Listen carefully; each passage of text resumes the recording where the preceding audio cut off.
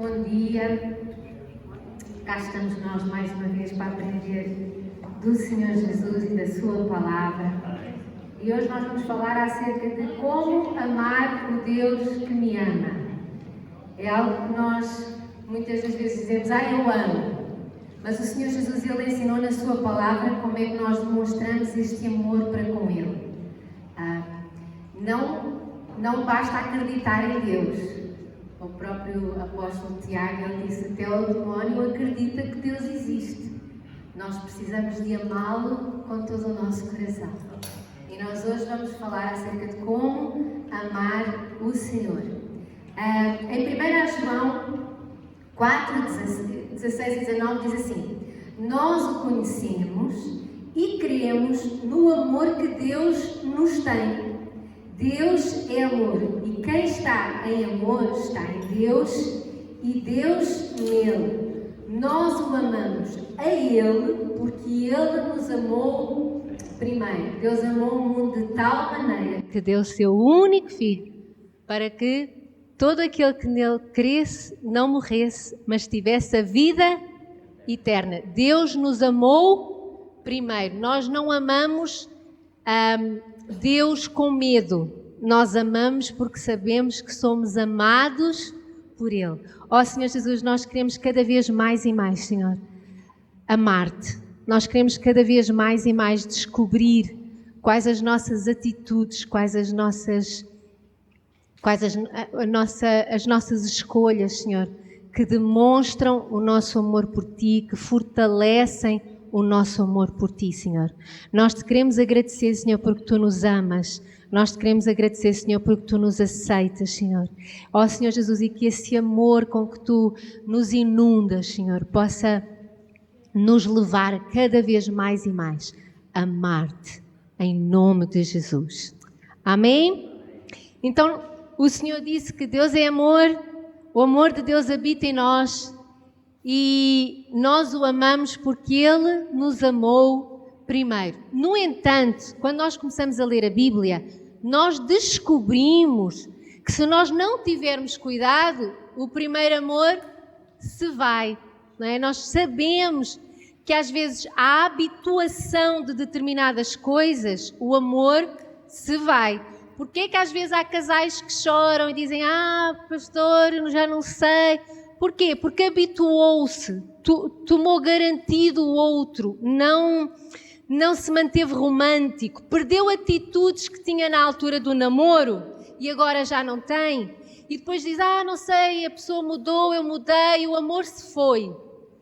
E nós muitas das vezes nós vimos até Deus, temos, a palavra de Deus diz, não é o primeiro amor, ficamos, Senhor, eu descobri que agora eu tenho a vida eterna, eu descobri que agora sou filho de Deus, eu descobri que agora Deus tem promessas e uma vida abundante para mim, e depois o amor parece que se vai.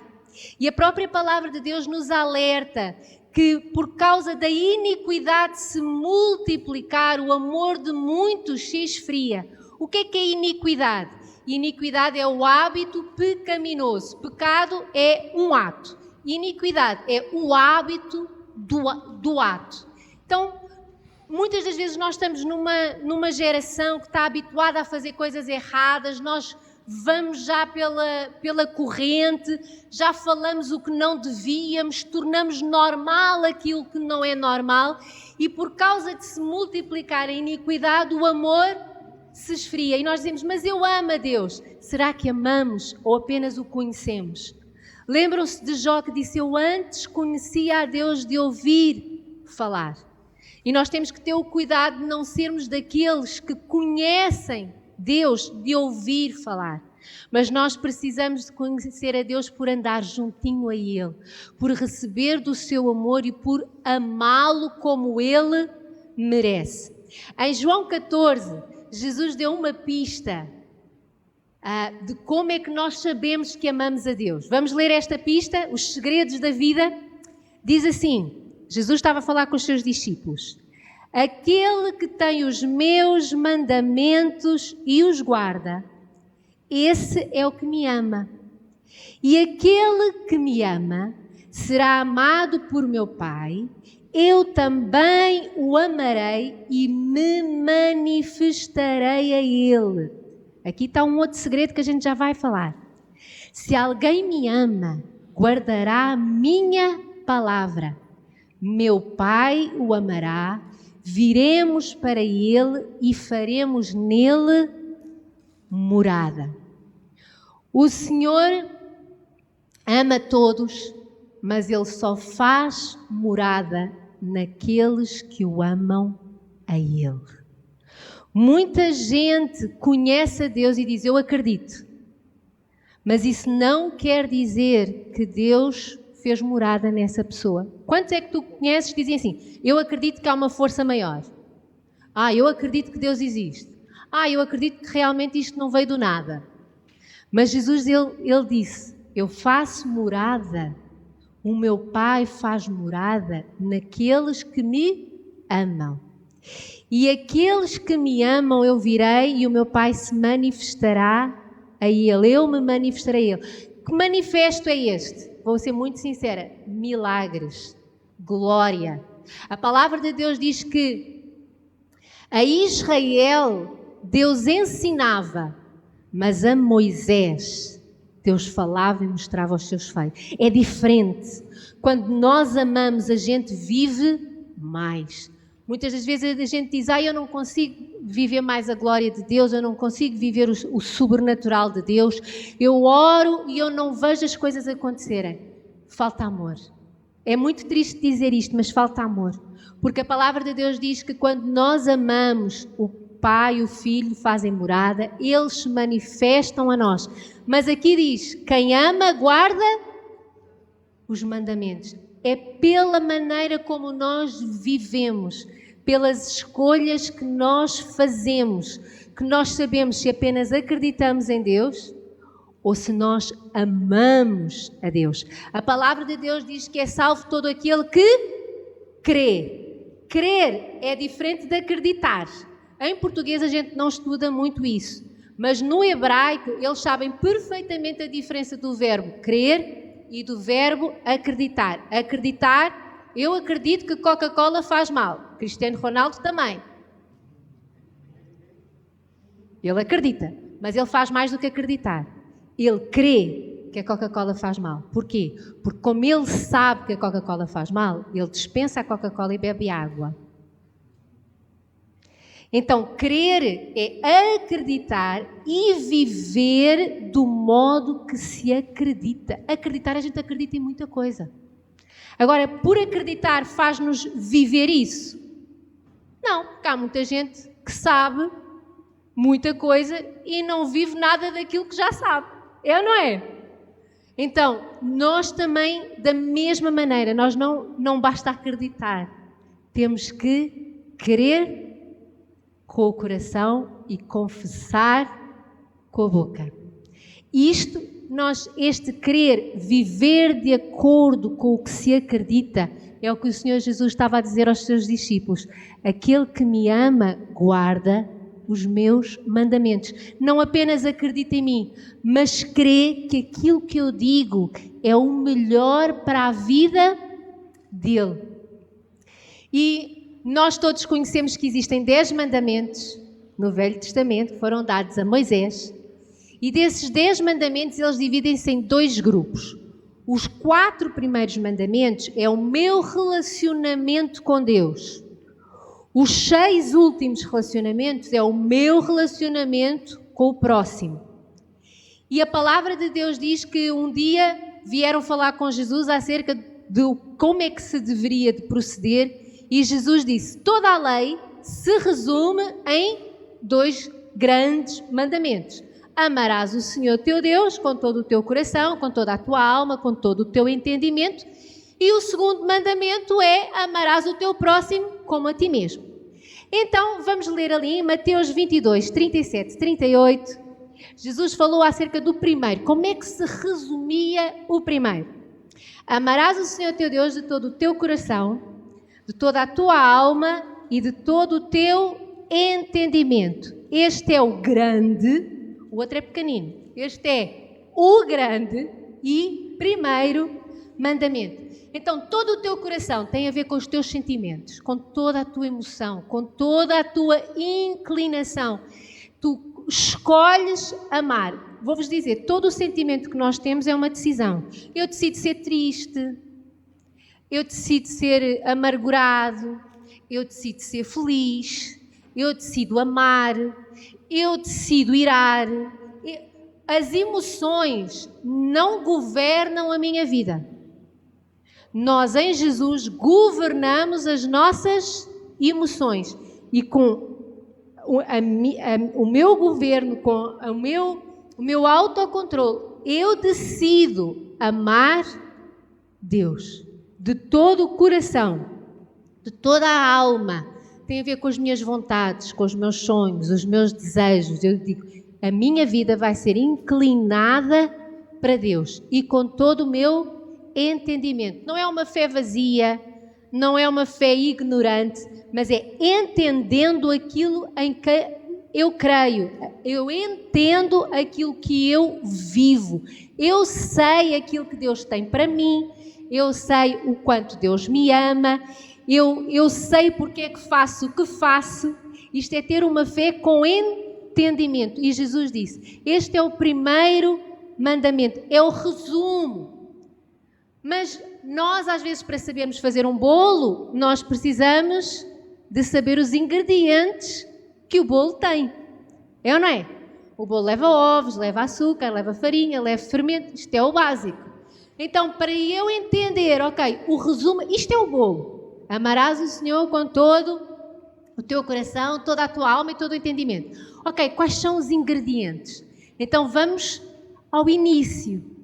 Os 4 primeiros mandamentos que Deus deu a Moisés falam do meu amor para com Deus, as atitudes que eu tenho que demonstram que eu amo a Deus. Muitas das pessoas sabem os últimos, aqueles em relação ao outro. Não mates, não adulteres, não mintas, não cobices, não... A gente sabe, mas e aqueles que são os mais importantes que Deus disse que era o grande e primeiro? Nós primeiro temos que fazer o quê? Primeiro. Para eu chegar ao segundo, eu tenho que fazer o primeiro. Para que eu consiga viver o segundo, eu tenho que viver o primeiro. E nós vamos hoje falar acerca dos 4 primeiros mandamentos de Deus, que é o meu relacionamento com Ele. Amém? Está lá em Êxodo 20. Então nós vamos falar o primeiro. Não terás outros deuses diante de mim. O que é isto de eu não ter outros deuses diante do Senhor? É Ele ser o número 1 na minha vida. Ele é. Vamos ver como é que Jesus explicou aos seus discípulos o não terás outros deuses diante de mim. Estão preparados? Jesus disse isto aos seus discípulos e à multidão. É para todos, não é só para alguns. Olhem só. Está lá em Mateus 8. Preparados? Se alguém quer vir após mim, não terás outros deuses diante de mim. Se alguém quiser vir após mim, a si mesmo se negue, toma a sua cruz e siga-me. Quem quiser, pois, salvar a sua vida, perdê-la-á. Quem perder a vida por causa de mim e do Evangelho, salvá-la-á. Que aproveita ao homem ganhar o mundo inteiro e perder a sua alma. Sabe o que é que Jesus disse? Jesus disse assim, se alguém quiser vir após mim, deixe de ser egoísta, não viva mais os seus sonhos, os seus propósitos, a sua vontade, os seus achos. Morra. Toma, o que é que acontecia na cruz? Há 2000 anos atrás, há 3000 anos. O que é que acontecia? Jesus ainda não tinha morrido na cruz. A gente diz, tomar a cruz do Senhor é fazer a vontade dele. Não, quem ouviu isto, ouviu assim, deixas de ser egoísta, morres e vens atrás de mim. Vens atrás de mim como? Irmãos, os discípulos de Jesus foram as pessoas mais doidas do mundo. Pedro estava a pescar Jesus provocou uma pesca maravilhosa na vida de Pedro. E ainda antes de Pedro vender os peixes para saber se tinha algum lucro, Deus diz: vem e segue-me. Pedro não perguntou quanto é que eu vou ganhar, que carro é que eu vou ter, não perguntou se havia subsídio de férias ou de Natal, quais eram os dias de folga, quem aqui ia cuidar da casa dele. Ele era um homem casado e com filhos. Jesus já disse assim: Pedro, vem e segue-me. E ele, largando o barco e as redes, foi. Outro maluco, Mateus. Mateus estava lá no seu escritório de contabilidade a receber os impostos do pessoal. Jesus passa por Mateus no meio do expediente. Vira-se para Mateus e diz: Mateus, vem e segue-me. Ele largou tudo no meio do expediente. Ainda foi a casa preparar um churrasco e disse: venham todos os meus amigos e colegas jantar hoje aqui em casa, porque Jesus veio-me visitar e chamou-me para segui-lo. E sabem como é que é, colegas? Ah, sim, então, e o que é que tu vais ganhar? Ele disse: epá, nem perguntei. Então o que é que tu vais fazer? Eu nem sei. Então, mas se tu foste atrás dele, és um louco. Não sei, eu acho que ele ainda é mais louco do que eu. Tipo assim, vocês já viram, aquelas pessoas a gente às vezes pensa que houve uma grande conversa, tiraram-se muitas dúvidas, e agora como é que vamos fazer? Irmãos, por muito louco que isto seja, eu tenho a certeza que quando Pedro chegou a casa e disse à esposa que tinha largado barco e rede e que agora ia atrás do mestre para ela fazer as malas, porque vinha toda a família, o que é que vocês acham que a mulher fez? Ai, sim, querida, era sempre esse meu sonho. Andar atrás de ti. Primeiro ela disse: eu nem tenho roupa. O que é que eu vou vestir? Que sandálias é que eu vou levar? Agora os miúdos vão connosco. É que a gente não pensa, mas aquilo eram famílias. A gente às vezes quer só os 12 homens. Mas tipo assim, e nós pensamos que Deus não vai pedir o mesmo de nós. Ele diz: o facto de tu dizeres que não tens outro Deus é tu não seres o teu próprio Deus. Porque muitas das vezes a gente faz a nossa vontade e não a dele. Porque a gente diz: eu não quero morrer. Eu não quero abrir mão disto. Eu não quero abrir mão daquilo. O que é que vai acontecer? E quem é que me garante? Quantos é que já perguntaram? Quem é que me garante? Eu vou-te dizer uma coisa: nunca faltou nada a Pedro, nunca faltou nada a João, nunca faltou nada a ninguém. A palavra de Deus não fala uma única vez que eles passaram fome. Fala ou não fala? Não fala. Eles tinham dinheiro até para pagar os impostos. A gente na semana passada não viu? Que Deus até provocou uma pesca para Pedro pagar o imposto dele. Não faltou nada.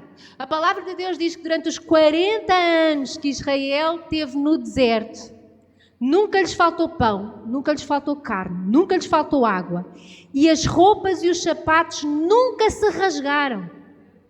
Era um sapato maravilhoso, italiano. Durante 40 anos brilhou tudo. Aquelas roupas escuras nunca ficaram encardidas. Porquê? Porque é Deus quem nos garante. Então nós precisamos de dizer: Senhor, eu preciso realmente de largar de viver para mim e começar a viver para Ti. Olhem só o que é que Jesus disse em Marcos 10, 29 e 30.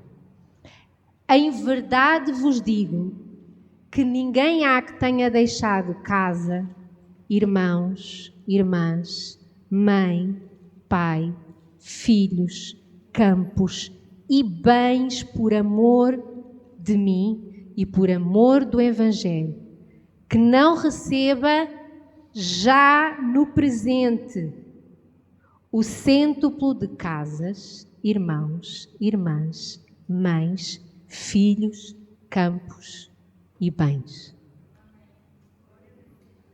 que é este deixar? Não quer dizer que a gente agora abandone tudo e todos. Mas é quando lá em casa alguém diz: nós vamos receber visitas no domingo, não vamos à igreja. A gente põe Deus primeiro. A gente vai. Eu sempre tive visitas em casa. Os meus sogros, família, amigos. Eu nunca deixei Deus porque agora tinha pessoas em casa. Eu nunca deixei Deus porque agora eu precisava de fazer qualquer coisa para mais um campo ou para mais um bem. E a palavra de Deus diz que aquele que o faz não é na vida eterna, é no presente. Já o recebe. Pai, mãe. Nós mudamos. É tão interessante saber que as esposas que mais ganham maridos não são aquelas que ficam em casa porque eles não as deixam ir para a igreja. São realmente aquelas que se mantêm firmes no Senhor todas as semanas. E por causa do testemunho delas, eles vão se converter. Porquê? Porque sou eu que digo? Não. Foi Jesus que disse aos seus discípulos e deixou escrito em Marcos 10. A nossa atitude demonstra que nós amamos Deus. E porque nós amamos Deus, nós o colocamos em primeiro lugar. E porque nós o colocamos em primeiro lugar e estamos dispostos a abrir mão de tudo, Deus dá-nos 100 vezes mais. Amém? Ou a gente acredita e crê e começa a viver isto, ou então depois a gente diz assim: mas eu não vejo acontecer. Nós precisamos de praticar para começar a ver acontecer. Como é que eu vou ter o bolo? Quando eu pego nos ovos, quando eu pego no açúcar, quando eu pego na farinha, quando eu pego no fermento, quando eu começo a bater. Aí eu vou ter o bolo. Só que a gente às vezes quer o bolo sem comprar os ingredientes. Fica assim: ai, vem bom, vem. Deus faz.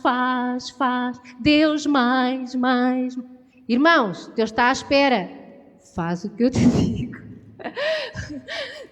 Tem atos de fé e tu vais ver as coisas crescer. Amém? 2. Segundo mandamento. Não farás para ti imagem de escultura, nem semelhança alguma do que há em cima nos céus, nem debaixo na terra, nem nas águas debaixo da terra.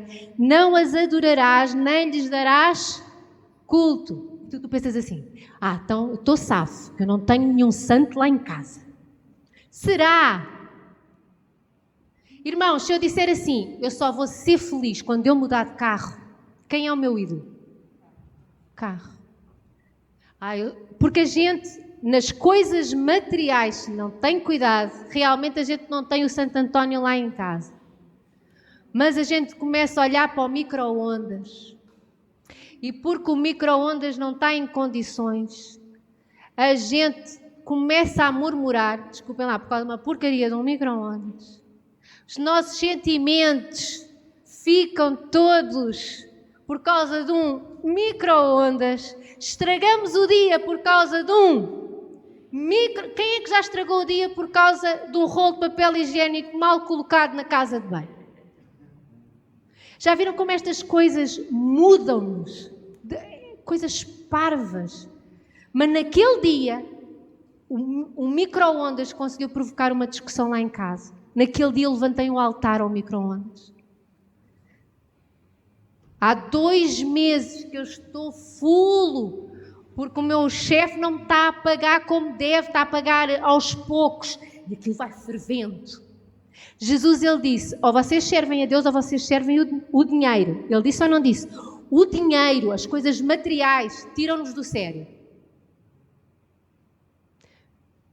Acabam com amizades, porque a gente emprestou 20 €, nunca mais nos devolveram, a gente fecha a cara, manda coisinhas pelo Facebook.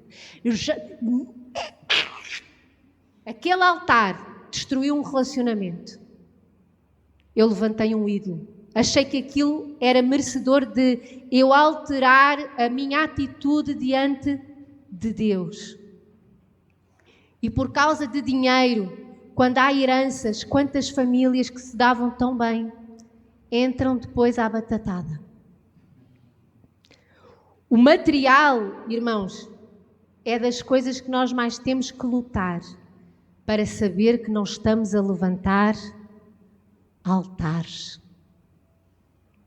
O próprio Jesus, ele disse, olhem, o amor ao dinheiro é raiz de todos os males. O dinheiro não faz mal, o dinheiro faz bem. Mas eu amar o dinheiro e começar a ter atitudes que são contrárias à palavra de Deus, mexer com as minhas emoções por causa do dinheiro, são altares. Então, há pessoas que dizem, eu só vou ser feliz quando mudar de casa. Não, eu sou feliz porque Deus fez morada em mim. Eu posso ser feliz em qualquer barraco, qualquer lugar, porque eu levo o Deus da alegria dentro de mim. Eu sei que há lugares para morar mais agradáveis que outros, mas a minha felicidade não muda, a minha alegria não muda, porque a minha alegria está no Senhor e Ele cuida de mim. Então nós precisamos de destruir os altares que nós temos feito, muito na vida material. O Senhor Jesus, Ele alertou-nos para isso. Ele disse, vocês vão ter dois deuses a competir. Ele diz, ou sou eu, ou é o dinheiro. Foi ou não foi? Ele até deu o nome do Deus do dinheiro, Mamon.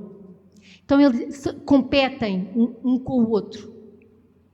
Jesus alertou-nos, não permitas.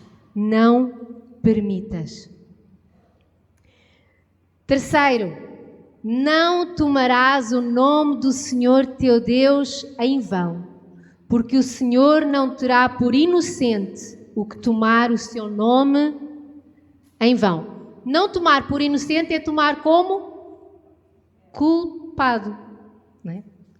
E isto a gente às vezes lê e fala muito, pois então eu não posso jurar por Deus.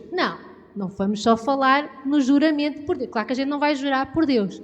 Ninguém pode jurar por Deus. Deus é Deus, nós somos nós, a palavra de Deus diz para nós dizermos sim ou não e deixarmos os juramentos para outras coisas. Mas o que é esta coisa de tomar o nome do Senhor em vão? Irmãos, nós às vezes nós temos que ter muito cuidado, porque o Senhor, e eu quero dizer isto com muito carinho, mas o Senhor ouve tudo aquilo que nós dizemos. E tudo aquilo que nós dizemos tem poder no mundo espiritual. E quantas vezes nós já dizemos, Senhor, agora é desta, agora podes contar comigo. E no dia a seguir, eu acordo e já esqueci. Isto é usar o nome do Senhor em vão. É eu estar diante do Senhor, quase que a assinar o contrato com Ele.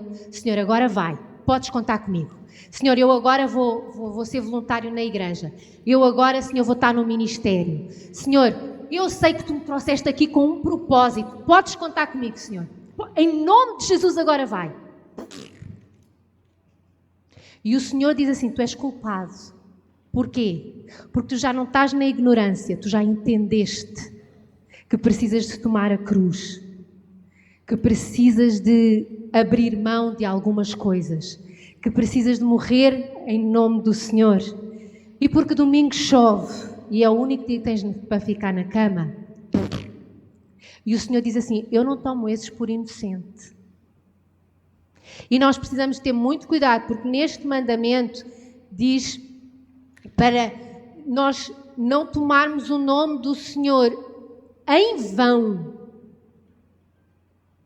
E nós oramos muitas das vezes em vão, fazemos votos em vão. Olhem só o que é que Davi escreveu no Salmo 116.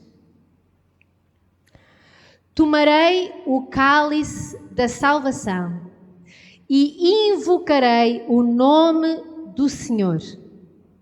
Cumprirei os meus votos ao Senhor na presença de todo o seu povo.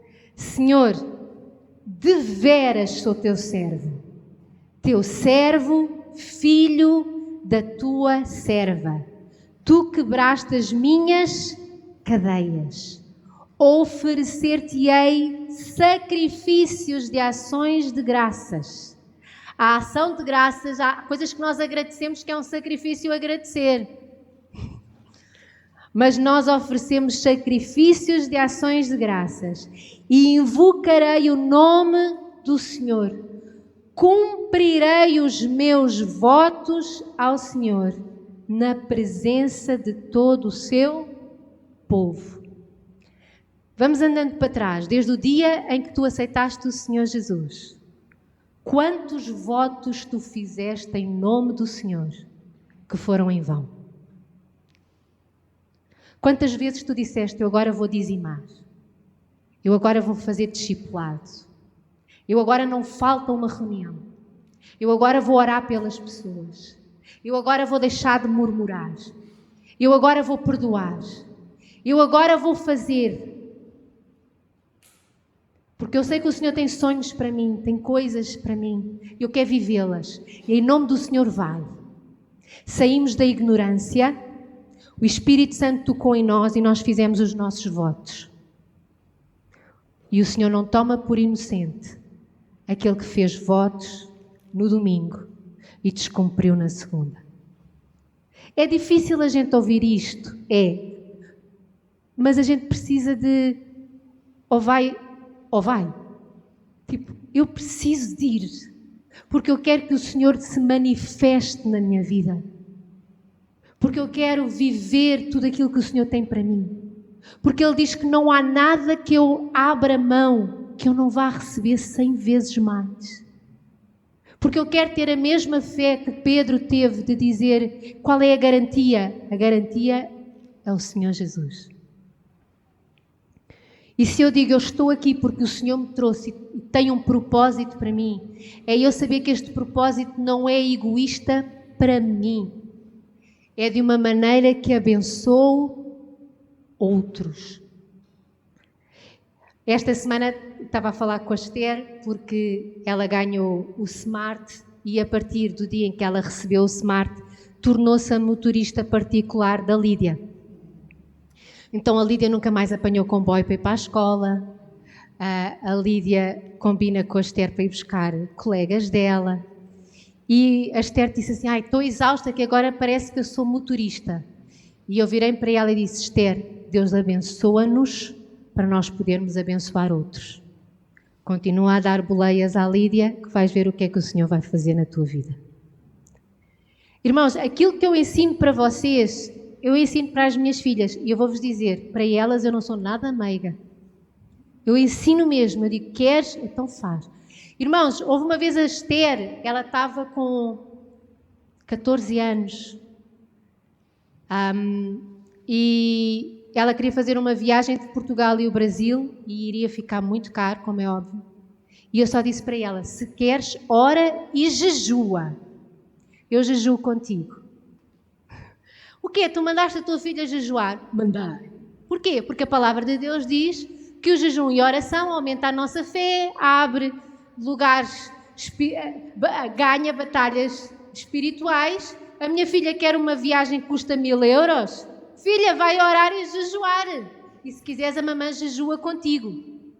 Pronto. Perguntem, ela teve dinheiro para a viagem? Teve. Mas pagou o preço? Pagou. E a mãe, pronto, teve que pagar também, porque a gente tem que dar o exemplo, não é verdade?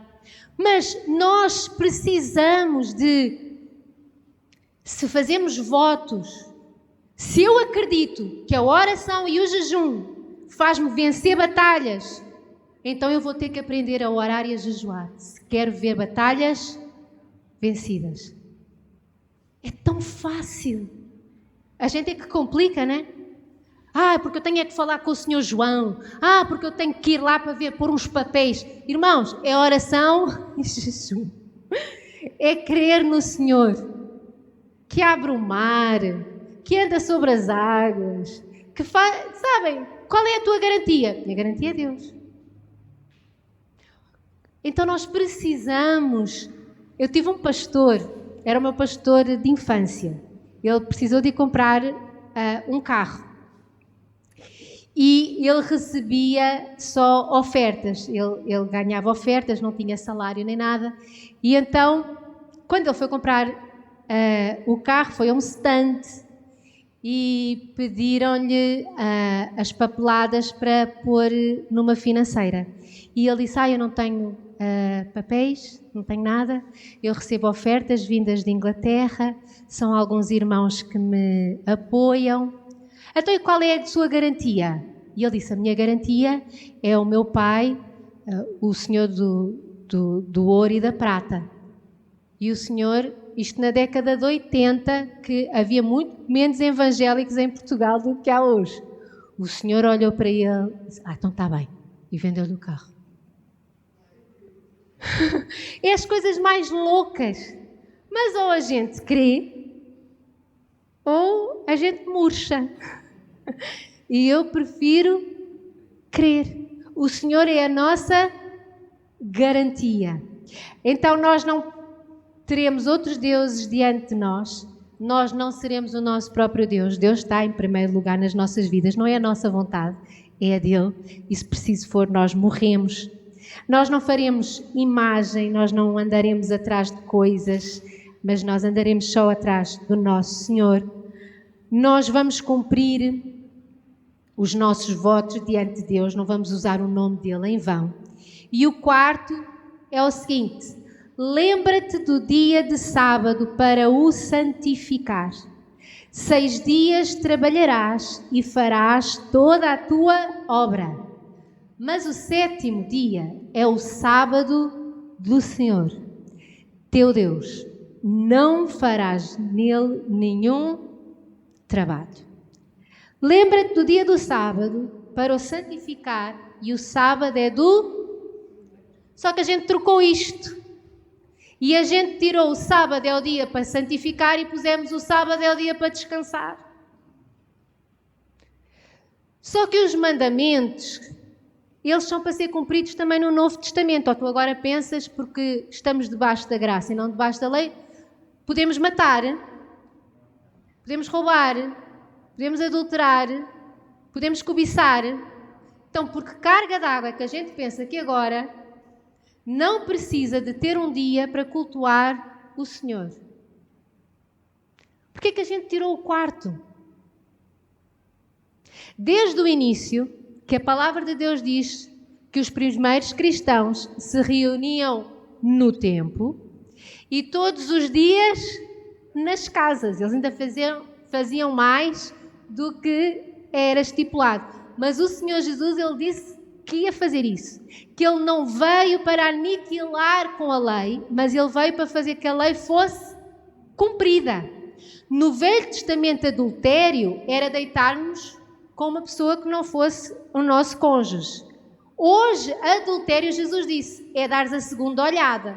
Porque a primeira, a pessoa passou por nós na rua, não tivemos culpa. A segunda, para a gente dizer assim, tão jeitoso, o que é que eu te fazia? É adultério. Da mesma maneira, nós temos que continuar a santificar um dia na nossa vida para cultuar ao Senhor. Nós hoje não o fazemos no sábado, normalmente fazemos no domingo, porque no primeiro século os judeus reuniam-se ao sábado. E então, conforme judeus e outras nacionalidades iam-se convertendo ao Senhor, começaram, para haver uma distinção, começaram-se a reunir aos domingos. E então, hoje, nós até, e foi depois no Império Romano, quando no terceiro século, em 314, Constantino torna, não é, a religião cristã, a religião do Império, que se começa a dar o dia de descanso ao domingo para irem à missa. Só que hoje a gente vê o dia de descanso e diz assim, eu acho que vou para a praia. Disseram-me que Beja é tão lindo, eu acho que vou para lá. Este é o dia que é o único dia que eu tenho para ficar na cama. Eu vou ficar na cama. Não dá para ir para a igreja porque eu tenho uma pilha de roupa para passar a ferro. Eu peço desculpa. Deus há de me compreender. Vou-te dizer uma coisa, Deus não compreende. Deus não aceita as nossas justificações. E tu podes dizer assim, eu não folgo ao domingo. Qual é o teu dia de folga? Durante muitos anos eu não folguei domingos. Eu trabalhei domingos, sábados, Ano Novo, Natal, até às 11h30 da noite. Já era casada, já tinha a Esther, já tinha a Lídia, continuava a trabalhar. E na igreja havia pessoas que eu era pastora a tempo integral, porque estavam-me sempre a ver lá. Como é que é possível? Quando a gente tem as prioridades corretas. Continuava a dar aulas de Instituto Bíblico, continuava a ensaiar. Eu lembro-me de vir do banco, de sapatinho de salto alto, grávida de 6 meses da Esther, e ir a correr para ir ensaiar a coreografia dos bailarinos. E as minhas coreografias eram assim meio puxadas. E eu com umas botas de salto alto e não sei o quê, só mudava a blusa, punha uma t-shirt e vai disto. Uma barriga. Eu não tinha uma barriga muito grande. Ainda bem. Mas assim...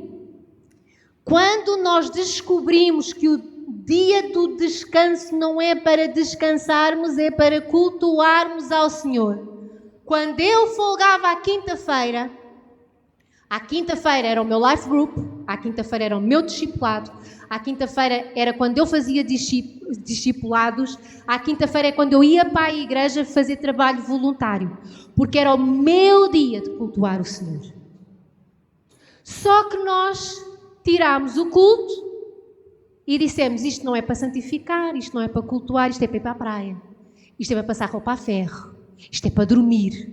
E depois a gente diz assim, porquê que Deus não me abençoa? Vou-vos contar acerca do que é que aconteceu com Israel, porque não cumpriu o tal do sétimo. O número 7 é muito importante. A palavra de Deus diz que Deus descansou no 7º dia. Deus precisa de descansar? Não. Na realidade, a palavra de Deus diz que Ele nunca mais descansou. Ele só descansou no 7º dia e a partir daí a palavra de Deus até diz que o Deus que te guarda não dorme nem tosqueneja, nem pisca os olhos. Ele está sempre alerta a cuidar de nós. Amém? Só que Ele descansou no 7º dia porque Ele quis mostrar como é que era. E é muito interessante que já se fez uma experiência de, em vez de fazer-se semanas em que se dá um dia de folga de 7 em 7, fez-se uma experiência para fazer a folga de 10 em 10. Ou seja, em vez de folgares 4 vezes por mês, folgas 3. Irmãos, a produtividade das duas fábricas foi completamente diferente. Tu até podias pensar, mas eles trabalharam muito mais horas. Irmãos, há princípios espirituais que não se explicam, vivem-se. Depois da experiência que eles fizeram, e tu podes pensar assim, de 7 para 10 a diferença não é grande. Deus conhece-nos. O nosso corpo foi feito realmente para haver um dia que de 7 em 7 a gente sai da rotina e vai cultuar ao Senhor. Até eu passo o dia todo a cultuar ao Senhor. Não. Fazemos muitas coisas. A gente vem de manhã cultuar ao Senhor e vai à praia à tarde. Dorme depois do almoço. Mas nós precisamos de nos lembrar que os 10 mandamentos não são para deitar fora. E às vezes nós, naquela coisa, a gente já nem se lembra quais são os mandamentos, como é que eu... não é o dia do descanso. Não é o dia do descanso. É o dia da santificação. Em Levítico, nós encontramos no capítulo 25, Deus a dar alguns ensinos ao povo acerca de como agora iriam viver quando entrassem na Terra Prometida. E o povo ia se tornar agricultor. E então Deus disse assim, vocês quando entrarem na terra que eu vos dou, durante 6 anos vocês cultivam a terra.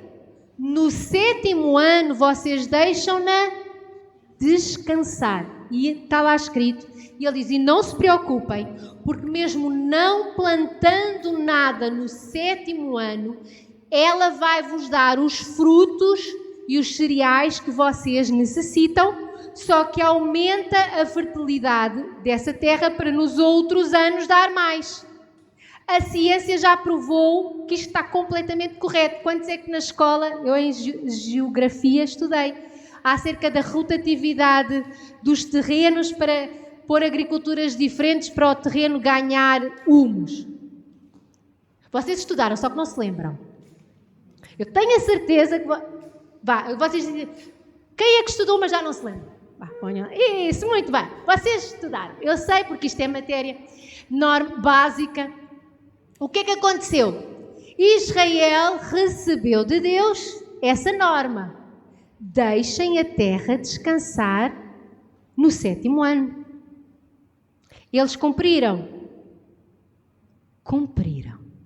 Durante 490 anos eles não fizeram absolutamente nenhum descanso na terra.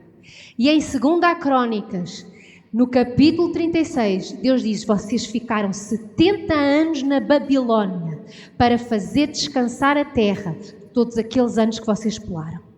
Descansou ou não descansou? Muitas das vezes a gente não sabe porque é que estamos cansados, porque é que ficamos doentes, porque é que o trabalho não rende. Eu digo, princípios espirituais que se quebram, a gente acaba por pagá-los. Tu vais descansar, sim.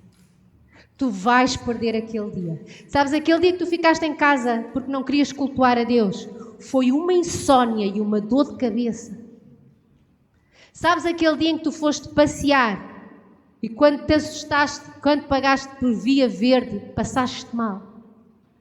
Não é que Deus não queira que a gente se divirta, mas Ele diz, para tudo tem um tempo.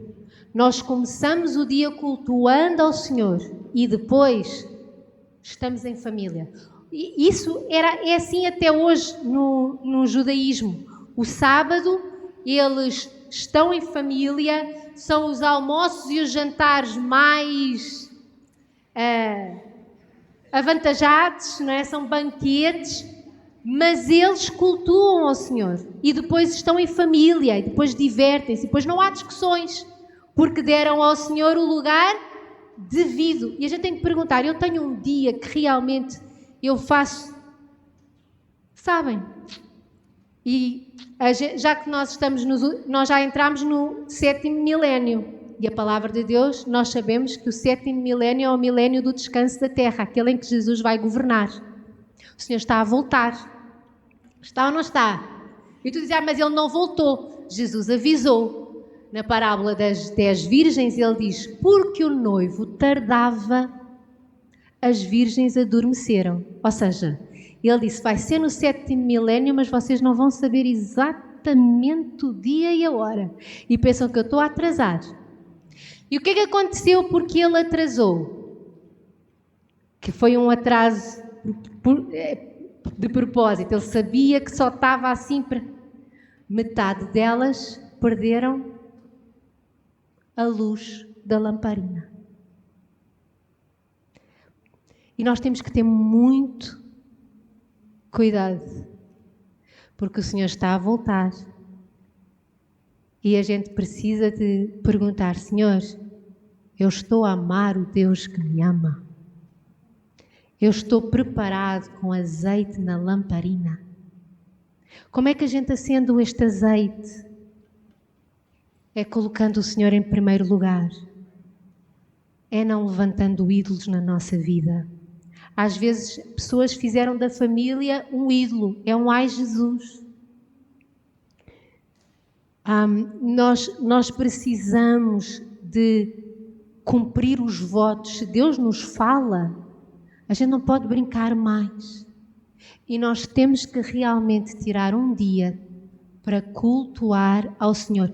Cultuar ao Senhor, porque às vezes a gente pensa assim, eu vou ao culto e a gente chega aqui e diz, não gostei da música que cantaram, a palavra não me inspirou, a cadeira estava dura, não sei o quê. Irmãos, o culto não é para ti. És tu que cultuas, não és tu que tens que gostar da música. Não és tu que tens que gostar da palavra. A palavra é Deus que fala para ti. Tu estás a dizer, Senhor, eu não gostei da palavra que tu me deste hoje. Não gostei. O culto é para quem? O culto é de quem? É dele. E nós precisamos de sair da mesmice E começamos a dizer, Senhor, aquele que te ama guarda os teus mandamentos. E é a coisa mais... Eu tenho a certeza que se eu perguntar aqui quais são a melhor fase da tua vida, vocês dizem, é quando eu estou mais envolvido na igreja. Verdade ou mentira? Quando eu estou mais envolvido, quando eu estou mais com... Fazer mais... É a melhor fase da minha vida. Porquê? Porque nós fomos criados para isso. Para cultuar ao Senhor juntos, colocá-lo em primeiro lugar. Abrir mão da nossa vida é receber a vida de Deus. E vos garanto, a dele é muito melhor do que a minha. Rita, queres viver a tua vida ou a minha? 1000 vezes a vida de Deus. Nele eu encontro paz. Nele encontro amor, alegria, propósito, realização. Nele eu vejo mais além. Nele eu vejo a manifestação de milagres e da glória do Senhor. Mudança em mim. Porque eu não quero ser uma mulher amargurada. Eu quero ser uma mulher em paz. E isso eu encontro quando eu vivo a vida de Deus. Eu não quero ser uma mulher ansiosa. Eu quero ser uma mulher de fé. E isso eu encontro na vida de Deus.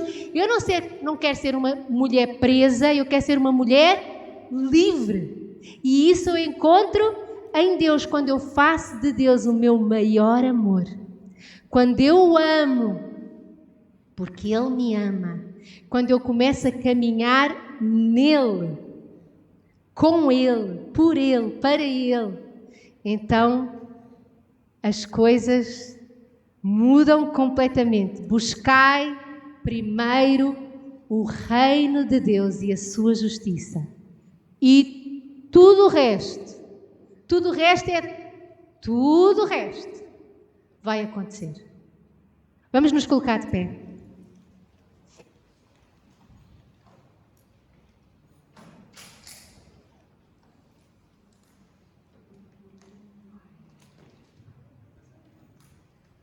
Vamos ler o versículo que está em Gálatas. Passa só... Não, isso. Diz assim: não vos enganeis, de Deus não se zomba, pois aquilo que o homem semear, isso também ceifará. Porque o que semeia para a sua própria carne, da carne colherá corrupção, mas o que semeia para o Espírito, do Espírito colherá vida eterna. Tudo aquilo que eu semear para mim, perde-se, corrompe-me. Tudo aquilo que eu semear para Deus, eu colho em vida, vida abundante, vida eterna. Eu colho muito mais do que eu alguma vez pensei. Ó Senhor Jesus, nós queremos aprender contigo, Senhor. Tu és o Deus que nos ama e nós queremos amar-te também, Senhor. Nós queremos guardar os teus mandamentos e cumpri-los. Nós queremos fazer de ti o nosso único Deus. Não nos permitas, Senhor, levantar altares a outras coisas, a outras pessoas, a outras ideologias, Senhor. Ó Senhor Jesus, mas que nós saibamos viver para ti, viver contigo. Ó Senhor Jesus, que todos aqueles votos que nós fizermos diante de Ti em oração, que nós os cumpramos todos os dias da nossa vida, Senhor. Que todas aquelas verdades que Tu nos vais ensinando, Senhor, que quando elas entram no nosso coração, Senhor, que nós as cumpramos para a glória do Teu nome, para a honra do Teu nome, Senhor. Ó Senhor Jesus, e que nós saibamos, Senhor, santificar um dia para Te cultuar, para sermos servos no Teu reino, para vivermos completamente no ministério, Senhor. Ó Senhor Jesus, que nós santifiquemos, Senhor, todas as semanas, pelo menos um dia em que nós nos entregamos completamente para a Tua obra e para o Teu culto, Senhor.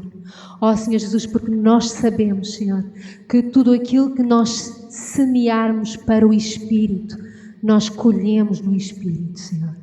Ó Senhor Jesus, e nós acreditamos, nós cremos que Tu tens o melhor para nós. Tu sabes o que é melhor para nós. Ó Jesus, faz morada em nós. Manifesta-te nas nossas vidas, Senhor. E que nós possamos provar a Tua bondade e a Tua glória e dizer, Senhor, Tu tens sido tão bom para mim. em nome de Jesus. Amém.